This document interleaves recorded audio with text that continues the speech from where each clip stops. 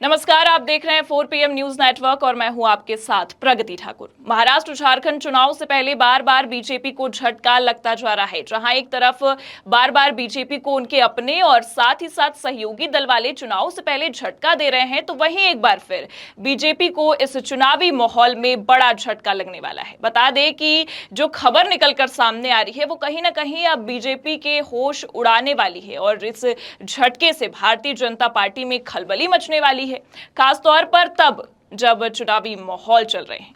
साथ ही आपको बता दें कि ये पूरी कोशिश है भारतीय जनता पार्टी के सहयोगी दल या हम कह लें कि कार्यकर्ताओं या जो भारतीय जनता पार्टी के तमाम नेतागण हैं, ये पूरी कोशिश कर रहे हैं कि इस चुनावी माहौल में बीजेपी को झटका देते रहे और काफी कामयाब भी नजर आ रहे हैं। क्योंकि आपको बता दें बीजेपी के लिए झटका काफी खतरनाक होने वाला है। कहीं ना कहीं इस चुनावी माहौल में बीजेपी की अब हालत टाइट होती नजर आ रही है और जो खबरें निकल कर आ रही हैं वो कितनी बड़ी आफत बनकर बीजेपी के लिए आने वाली हैं, ये बीजेपी आलाकमान को खुद ही अंदाजा नहीं है।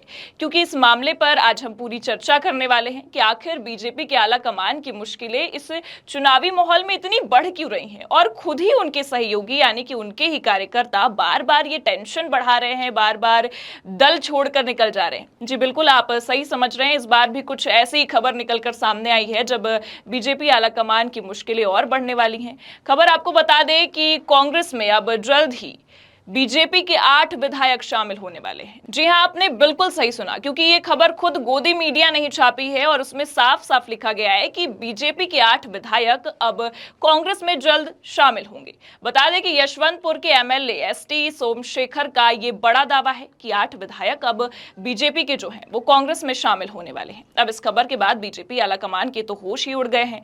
साथ ही आपको बता दें कि ये होश जो उड़े हैं ये झारखंड और महाराष्ट्र चुनाव में भी काफी बड़ा असर देने वाले हैं। अन्य राज्यों में इस तरह से बीजेपी के एमएलए का बीजेपी से हट जाना, बीजेपी को धोखा दे देना या यूं कह ले कि भारतीय जनता पार्टी से खफा हो जाना कहीं ना कहीं आगामी चुनाव में बड़ा असर डालने वाला है। चुनाव के आते आते ही इस तरह की राजनीतिक परिवर्तन जो दिख रहे हैं वो राज्यों में बीजेपी की मुश्किलें बढ़ा रहे हैं। अब कर्नाटक से बीजेपी के 8 विधायक का कांग्रेस में शामिल होना बीजेपी की मुश्किलें बढ़ा सकता है, लेकिन इससे कांग्रेस को कोई फायदा नहीं होने वाला है। क्योंकि कांग्रेस में जो कर्नाटक में जो कांग्रेस है वो काफी अच्छी खासी है, मजबूत है वहां पर, लेकिन अगर हम बात करें बीजेपी की तो बीजेपी की मुश्किलें काफी बढ़ा सकता है। क्योंकि कर्नाटक में बीजेपी उतनी मजबूत नहीं है और कहीं ना कहीं ये जो एमएलए हैं अगर ये शामिल होते हैं कांग्रेस में तो बड़ा झटका लग सकता है और मुश्किलें बढ़ सकती हैं और ये मुश्किलें महाराष्ट्र और झारखंड चुनाव में भी काफी बड़ा असर डाल सकती हैं। आपको बता दें कि अब खबर जो है वो गोदी मीडिया में छपी है, उसमें आप पढ़ सकते हैं कि क्या कुछ लिखा हुआ है। आपको बता दें कि कांग्रेस में जल्द शामिल होंगे बीजेपी के 8 विधायक। यशवंतपुर के एमएलए एसटी सोमशेखर का बड़ा दावा। कर्नाटक में भाजपा से नाराज यशवंतपुर के विधायक एसटी सोमशेखर ने यह दावा किया है कि भाजपा के 8 विधायक जल्द ही कांग्रेस में शामिल होंगे। इनमें 2 बेंगलुरु के विधायक हैं। उनकी टिप्पणी ऐसे समय पर आई है जब आगामी उपचुनाव से पहले भाजपा के भीतर संभावित दल बदल की अटकलें चल रही हैं। क्योंकि आप देख सकते हैं कि महाराष्ट्र झारखंड में जिस तरह से भाजपा के नेता ने दल बदल किया है, इससे ये साफ पता चलता है कि दोनों ही राज्यों में जो पैठ बनाने की कोशिश है जनता के बीच, वो पैठ बन नहीं पाई है, या हम कहें तो जनता के बीच बनाते बनाते अपनों के बीच ही नहीं बन पाई है और बीजेपी की लोकप्रियता खत्म हुई है और खुद ही दल बदल का ये जो खेल है वो चल रहा है। अब इस खबर के बाद बीजेपी आलाकमान की मुश्किलें बढ़ गई हैं, क्योंकि 8 विधायकों का विपक्ष में जाना ये साफ करता है कि बीजेपी में अब सब कुछ ठीक नहीं है। ये हवा केवल कुछ राज्यों में ही नहीं उड़ी है, लेकिन अब तो ये साफ है कि अन्य राज्यों में भी जो ये नजर आ रहा है चुनाव के आते आते बीजेपी के आलाकमान को महाराष्ट्र झारखंड में सहयोगियों की जो तेवर देखने पड़े थे, जहां एक तरफ बीजेपी के तमाम दिग्गज नेता झारखंड की दंगल में खुद की पार्टी के बीच ही दंगल चला रहे थे और बीजेपी की मुश्किलें बढ़ा रहे थे, वहीं अब एक एक करके तमाम दिग्गजों ने झारखंड में बीजेपी का दामन छोड़ दिया। तो वहीं दूसरी ओर भारतीय जनता पार्टी जो महाराष्ट्र में भाईचारे की सच्चाई को लेकर काफी ज्यादा उजागर कर रही थी, जो सच्चाई छिपाने की कोशिश कर रही थी, शिंदे ने भी वहां पर उनकी धज्जियां उड़ा दी और ये काफी देखने लायक रहा। क्योंकि जो बीजेपी के आला कमान है अमित शाह, उनको घुटने टेकने पड़ गए और गोदी मीडिया ने ये खबर भी छापी कि बीजेपी के आला कमान यानी कि अमित शाह ने शिंदे को फटकार लगाई है। फिलहाल अभी तक उस मामले पर कुछ भी निकल कर नहीं आया है कि आखिर आखिरकार जो माहौल है वो कैसा है, वहां पर क्या कुछ चल रहा है महाराष्ट्र सरकार के बीच। लेकिन अभी फिलहाल हम बात कर रहे हैं कर्नाटक की। कर्नाटक में जो माहौल दिख रहे हैं, कर्नाटक से खबर आ रही है कि यशवंतपुर के विधायक एसटी सोमशेखर ने यह दावा किया है कि 8 भाजपा विधायक जल्द ही कांग्रेस पार्टी में शामिल होंगे। बता दें कि एसटी सोमशेखर ने बीजेपी से दूरी बना ली है और लगातार पार्टी के खिलाफ बयानबाजियां भी करते रहते हैं। इसके पहले वो कांग्रेस नेताओं के साथ बैठक भी कर चुके हैं और तो और बीजेपी के विधायक ने बगावती तेवर दिखाते हुए ये आरोप भी लगाया कि भाजपा ने जरूरत पड़ने पर योगेश्वर का इस्तेमाल किया और अब उन्हें दरकिनारा कर रही है। तो बता दें कि इस समय भाजपा सरकार बनाने में योगेश्वर की अहम भूमिका रही थी। उन्होंने भाजपा नेता और अशोक पर निशाना साधते हुए यह भी कहा है उनके बयानों का कोई महत्व नहीं है। सोमशेखर ने खुलासा किया कि कांग्रेस में शामिल होने वाले 8 विधायकों में से 2 बेंगलुरु के होंगे।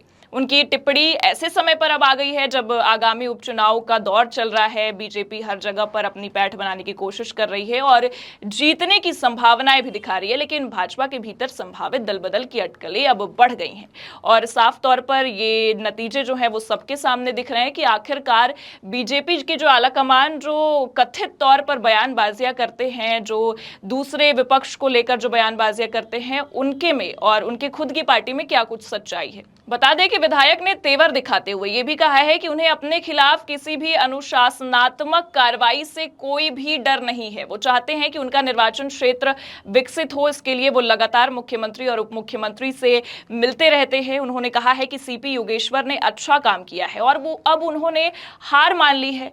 आर अशोक की बातों को गंभीरता से ना ले, ये भी उन्होंने कहा है। साथ ही आपको बता दें कि इससे पहले भाजपा से अलग हुए विधायक एसटी सोमशेखर ने पार्टी के खिलाफ लगातार बयानबाजियां की है, कांग्रेस का खुलकर समर्थन भी किया है। लोकसभा चुनाव के दौरान उन्होंने कांग्रेस नेताओं के साथ बैठक की थी और पार्टी के उम्मीदवार के खिलाफ आवाज उठाई थी और अब उन्होंने दावा किया कि पार्टी के 8 विधायक जल्द ही कांग्रेस में शामिल होंगे। अब उनके इस दावे से तो खलबली मची गई है भारतीय जनता पार्टी के अंदर। लेकिन आपको बता दें कि कर्नाटक, झारखंड, महाराष्ट्र सभी जगहों पर जो बगावती सुर अपना रहे हैं बीजेपी के नेता या कार्यकर्ता, इससे ये तो साफ है कि इनकी मुश्किलें अब इस आगामी चुनाव में काफी ज्यादा बढ़ने वाली हैं। और जहां बीजेपी आलाकमान डबल इंजन की सरकार बनाने की पूरी जद्दोजहद में रहता है, हर राज्यों में अब तो खुद बीजेपी को अपनी साख बचाने की आन पड़ी है।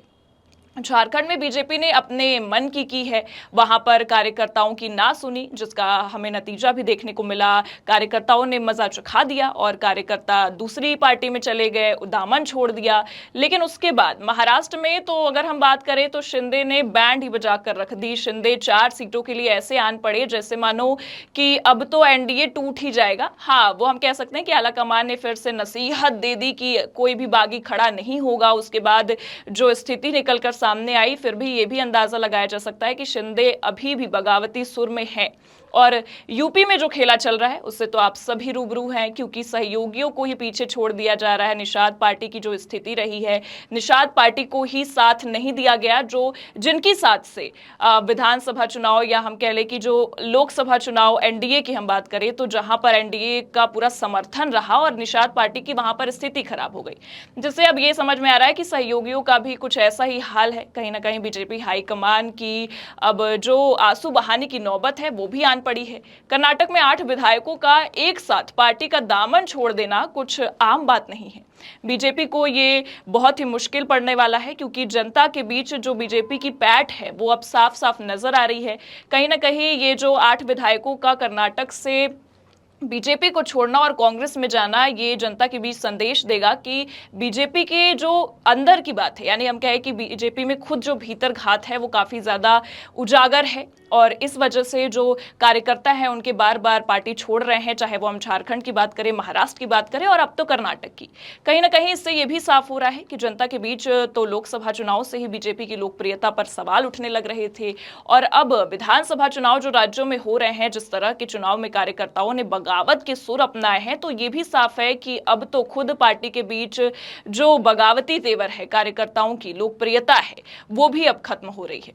साथ ही बगावती तेवर जो दिखा रहे हैं वो अब कहीं ना कहीं पार्टी को घात पहुंचाने की पूरी कगार पर है। पार्टी आलाकमान ने तो बड़े बड़े दावे किए थे कि सरकार बनेगी, लोकसभा चुनाव में 400 के पार जाएगा, लेकिन नतीजे 300 के पार भी नहीं पहुंच पाए।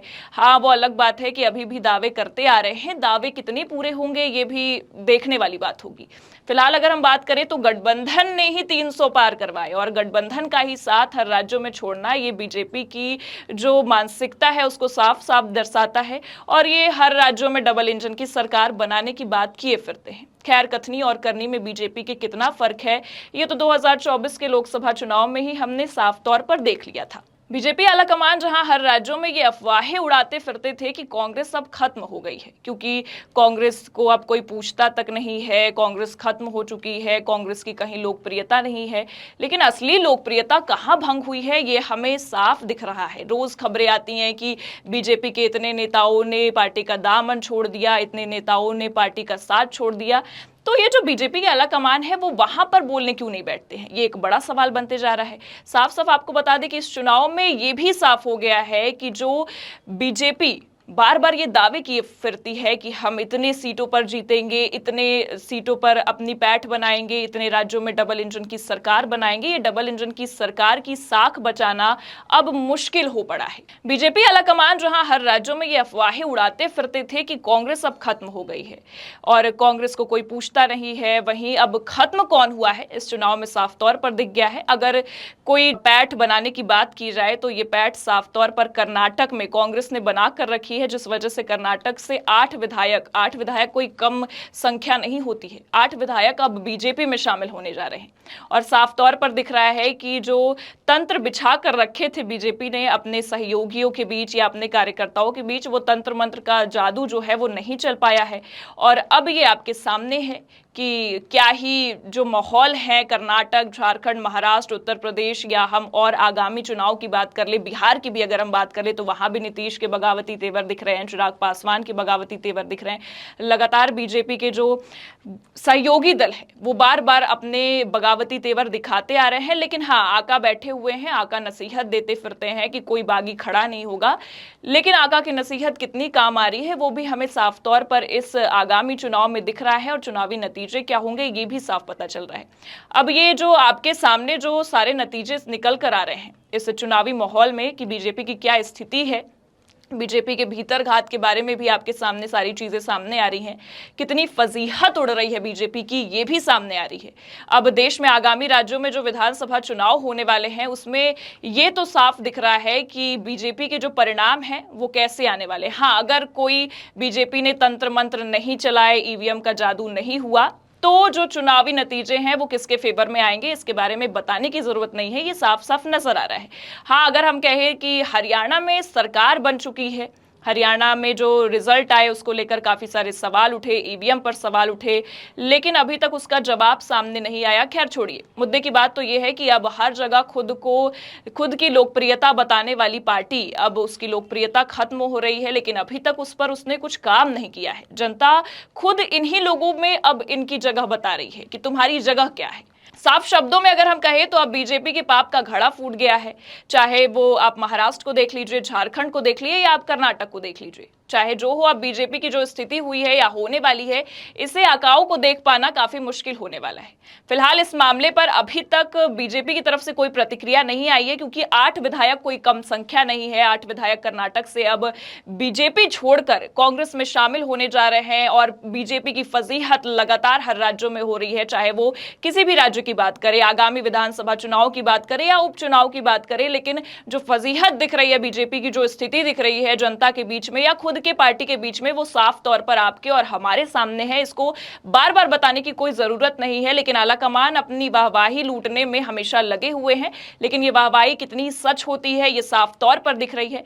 लेकिन इस पूरे मामले पर आपकी क्या राय है कि आखिरकार ये जो विधायक हैं ये बार बार बीजेपी को छोड़ क्यों रहे हैं? आखिर बीजेपी का साथ इनके कार्यकर्ता, इनके अपने छोड़कर क्यों जा रहे हैं? क्या बीजेपी की सच्चाई उनके सामने आ चुकी है? इस मामले पर आपकी क्या राय है कमेंट में जरूर बताइएगा। चैनल को सब्सक्राइब करना मत भूलिएगा और देखते रहिएगा 4 PM न्यूज नेटवर्क। नमस्कार।